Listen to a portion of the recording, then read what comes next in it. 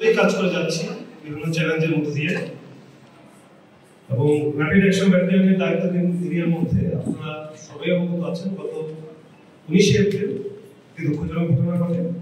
Private university একজন ছাত্র অভিযোগ ছিল সম্ভবত দুজন ছাত্রী টিচিং একটা অভিযোগের ভিত্তিতে বেতনটা তৈরি হয়। পরবর্তীতে প্রাইভেট ইউনিভার্সিটিতে সে ব্যাপারে একটা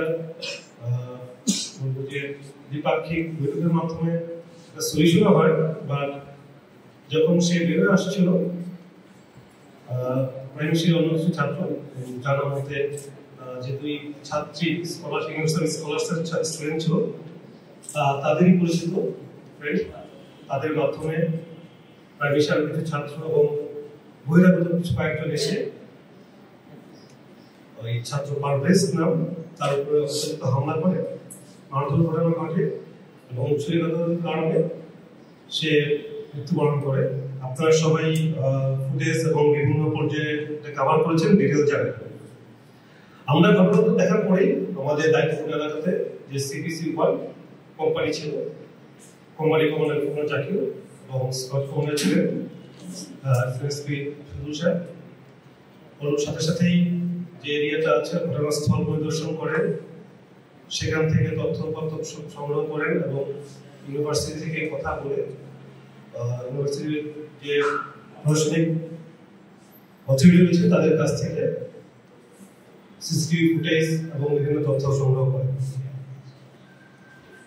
ঘটনার রহস্য উদ্ঘাটন এবং যারা অভিযুক্ত বা আসামিদের ধরার ক্ষেত্রে র্যাবের এই অভিযানিক দলটি প্রথম থেকে গ্রাউন্ডে ছিল। শুধুমাত্র তথ্য প্রযুক্তি নয়, গ্রাউন্ডে থেকে তারা যখন খোঁজ নিতে গেল দেখা গেল যে সাথে সাথেই অনেক যে এজাহারভুক্ত আসামি ছিল তারা ঢাকা থেকে ঢাকার বাইরে চলে গিয়েছে। পরিপ্রেক্ষিতে আমরা আমাদের অন্যান্য ব্যাটালিয়ন এবং আমাদের তথ্য প্রযুক্তি গোয়েন্দা কার্যক্রমকে শক্তিশালী করি, যার ফলশ্রুতিতে 20 তারিখের মামলা হয়। আর পরবর্তীতেই আমরা প্রথমেই যে 1 নম্বর আসামি যাকে নিয়ে আজকে আমরা এখানে উপস্থিত হয়েছি, যার বিষয়ে আমরা ব্রিফ করছি,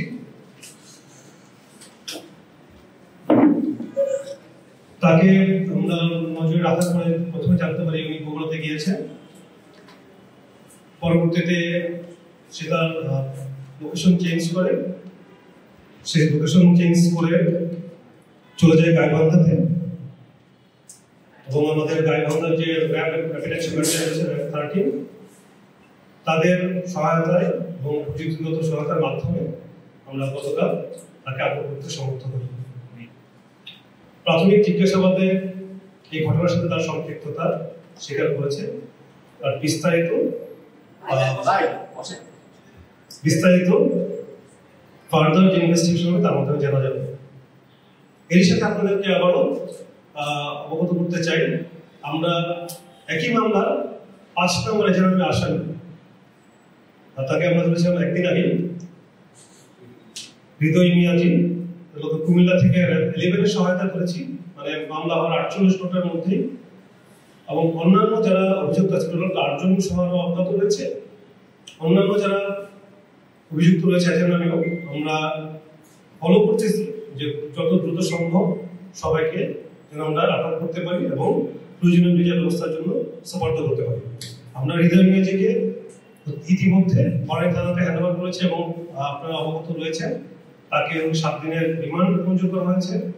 এবং আজকে আমরা যে 1 নম্বর আসামি এজেন্ডানিও মেরাজ তাকেও আমরা বড়াই থানাতে হ্যান্ডওভার করব এবং পরবর্তী কার্যক্রমের জন্য কার্যক্রম চলমান হবে।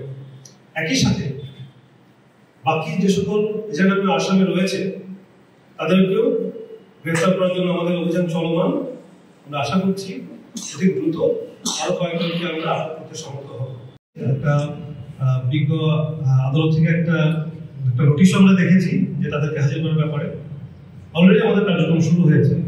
আমি প্রথমেই বললাম যে ঘটনা ঘটার পরবর্তীর সাথে সাথেই সবাই আমাদের মোবাইল বন্ধ করে গা ঢাকা দেয় কয়েকদিনের জন্য, যার ফলশ্রুতিতে একটু সময় লাগে। তাদেরকেও আমরা অলরেডি অনেক কিছু আমরা আগিয়েছি। আমি বলবো যে যত বেশি তথ্য দেওয়া হয় আসলে তত কষ্ট হয়ে যায় অপরাধীদেরকে ধরা পাবলিককে। আমরা চেষ্টা করতেছি, এছাড়া আমরা যে কজন আছে এখান থেকে আরো কিছু নতুন লিঙ্ক পাচ্ছি আমরা। একই সাথে যে দুজনের কথা জিজ্ঞেস করলেন দুই ছাত্রে, তাদের ব্যাপারেও আমাদের তথ্য রয়েছে। আমরা চেষ্টা করছি অনেক দ্রুত তাদেরকে ধরার জন্য এবং আদালতের নির্দেশ অনুযায়ী কার্যক্রম করার জন্য। প্রাথমিক জিজ্ঞাসাবাদে আসলে আমরা আসলে সম্পৃক্ততা কতটুকু আছে আমরা সবাই জানি। এখন তো প্রযুক্তির যুগ, সিসিটিভি ফুটেজ, অন্যান্য ভিডিও, সোশ্যাল মিডিয়াতে অনেক পোস্ট থাকে, তার মাধ্যমে কিন্তু অনেক কিছু জানা যায়। তো প্রথমত যে স্বীকারোক্তিটা যে হ্যাঁ আপনারা এই মানে ঘটনার সাথে সম্পৃক্ত বা এই ঘটনা ঘটিয়েছে, বিস্তারিত কিন্তু বাকি আরো তো আছে, কারণ এখানে 1 থেকে 8 জন, এছাড়া অন্যান্য আছে অজ্ঞাত আছে, বাট 1 থেকে 8 মধ্যে 1, 5 এবং পুলিশ মতো 4 ধরেছে। সো থানাতে রয়েছে যেহেতু বাকি 2 জন, আমরা তো ইনিশিয়াল ধরে আসলে জাস্ট সত্যতা নির্ধারণ করে থানাতে হ্যান্ডওভার করছে এই মুহূর্তে। এই আসলে কিন্তু সেম, উনি প্রাথমিকভাবে সত্যতা স্বীকার করেছে, বাট আপনি যে পয়েন্টটা বললেন যে ভার্সিটির মধ্যে অন্তত এই ধরনের কোনো তথ্য আসলে আমরা এখন পর্যন্ত এইভাবে নিশ্চিত হতে পারিনি, ওই ধরনের কোনো কিছু আসে নাই। আর অপরাধের ক্ষেত্রে রাজনৈতিক পরিচয় নিয়ে আসলে অন্তত আমরা খুব বেশি ইনকোয়ারি করতেছি না এই মুহূর্তে। আমরা চাচ্ছি যে অপরাধের আসল রহস্যটা কি, কেন? কারণ সোশ্যাল মিডিয়াতে আপনারা সবাই জানেন, আপনারাও কভার করতেছেন, অনেক ধরনের থিওরি রয়েছে যে একটা ইপটিজিং এর ঘটনা ঘটেছে, একটা মতলব আছে, অনেক ধরনের ইস্যু রয়েছে যেখানে একটা সলিউশন হওয়ার পরেও একটা দুঃখজনক ঘটনা ঘটে গেছে। সো এই ধরনের কোনো ঘটনা আসলে আমরা এখনো সম্পৃক্ত হতে পারিনি, বাট সে যে সম্পৃক্ত আছে সেটা সে স্বীকার করেছে। আপনারা যে অ্যারেস্ট করেছেন, জি জি একটা তথ্য আমরা হ্যাঁ দিলেন জি, তাকে যখন ধরেছে কিভাবে হত্যা, যে তার যে বন্ধু বান্ধবরা আছে ডাক দিয়েছে যে হ্যাঁ একটা সমস্যা হয়েছে, একজনের সাথে আমাদের প্রবলেম হয়েছে, তাকে আমরা একটু জিজ্ঞাসা করি। এখন আপনারা দেখতেছেন যে ঢাকা কলেজ সিটি কলেজে একটা ইগোইস্টিক চ্যালেঞ্জ চলতেছে, একটা সোসাইটিতে সব জায়গাতে কম বেশি চলতেছে, এটাই উনি স্বীকার করতেছে। এর বাইরে কোনো কথা এখন পর্যন্ত উনি স্বীকার করেন উনি যায় না, এটা বলেছে উনি এটা স্বীকার করতেছে না এখন, বাট ঘটনার সাথে সম্পৃক্ত সেটা আমাদের স্বীকারোক্তি দিয়েছে।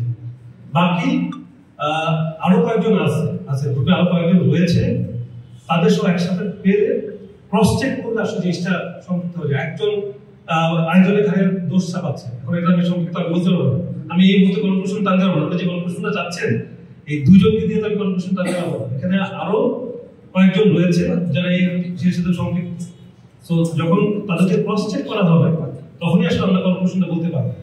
যখন আমরা একটা ক্রস চেক হবে, যদি আপনারা যে সকল কোশ্চেন করতেছেন এর মধ্যে যদি নতুন কোনো তথ্য আসে অবশ্যই ওইটা আনভেল করা হবে, কারণ কিছু কানেক্টিভিটি ডিফারেন্ট আছে আমরা পেয়েছি। এখনই তদন্তের সাথে বলছি না, একটা প্রশ্ন এইটা মানে প্রাথমিকভাবে দেখা যাচ্ছে এরকম প্রাথমিকভাবে, এই জন্য বললাম যে আরো দুজনকে পেলে, স্পেশালি 6 নম্বর আসামি কে পেলে মনে হয় আরো 1, 4 1, 4 যেহেতু পুলিশের কাছে আছে, 1, 5 আমরা ধরেছি, 6 4জনকে একসাথে করলে আসলে গল্পটা জানা যাবে, কারণ একজন বর্তমান প্রেক্ষাপটে আপনারা জানেন ধরে 24 ঘন্টার মধ্যে হ্যান্ড ওভার করে দিচ্ছি। সো আমরা যে একটা ক্রস চেক করবো সেই চ্যালেঞ্জটা কিন্তু আমাদের মধ্যে রয়ে গিয়েছে। সো থানাতে বাকি ইনভেস্টিগেশন হচ্ছে, বনানী থানা এটা বেটার বলতে পারবে, সত্যি কথা বলতে, কারণ সকল আসামি এবং রিমান্ডের যারা নেওয়া হয়েছে সবাই কিন্তু বনানী থানাতে রয়েছে, ওনারা বেটার বলতে পারবে। বাট আমরা